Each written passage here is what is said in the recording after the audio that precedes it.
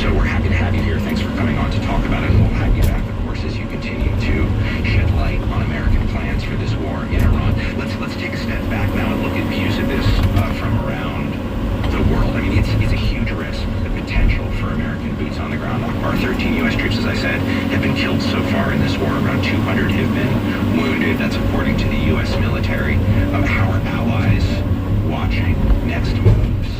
One that could completely change the scale of the war, especially if the president makes a decision to try to free up oil with American feet on the ground.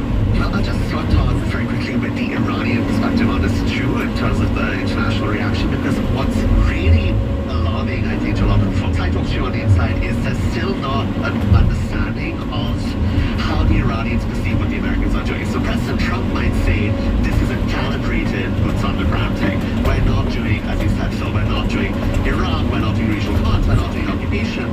However, for the Iranians, this is a huge red line, right? And the way that they might retaliate would be disproportionate and huge. What we know from them is their clear motivation now is we do not want you to be in a position where you can keep attacking us 3 months, 6 months, a year down the line. This is not going to be Israel going alone in Palestine, right? So the Iranian calculus, I think, is really concerning here, and that really feeds into what the U.S. allies are thinking, because there's such a sense of who is actually advising President Trump, and this is a consistent refrain you hear from foreign interlocutors with the administration, from administration officials.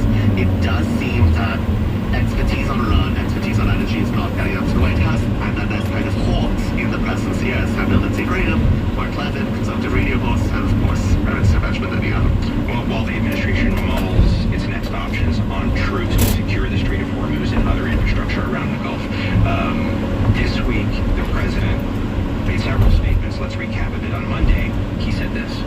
We strongly encourage the other nations to get involved with us and get involved quickly and with great enthusiasm. After silence from those other nations and a rebuff from several European and Asian allies on Tuesday, the president said this. Well, we don't need too much help. I mean, we don't need any help, actually. In fact, we just put out a notice. I was watching over the last couple of weeks, and all of our NATO allies were very much in favor of what we did. They thought it was very important. We were just discussing it, actually. Very important that we take out the nuclear threat from Iran, and we've done that very strongly, very powerfully.